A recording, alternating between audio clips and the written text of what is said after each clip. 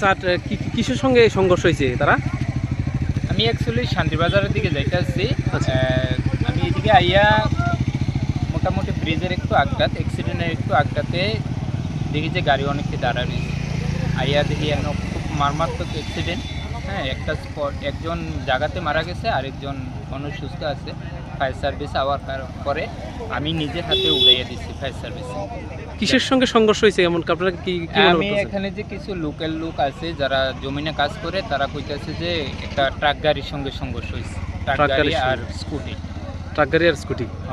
এখন কি মনে করতেছেন কিরকম আছে এখন? এক্ষণে তো একজনে তো জায়গাতে এখানে মারা গেছে, আর আরেকজন ওখানে সুস্থ আছে, মানে তাইনেরে ওখানে হসপিটাল লয়ে গেছে ফায়ার সার্ভিস। কোন কোন জায়গায় ইনজুরি আছে ওই যিনি বাচ্চা আছে তাইনে?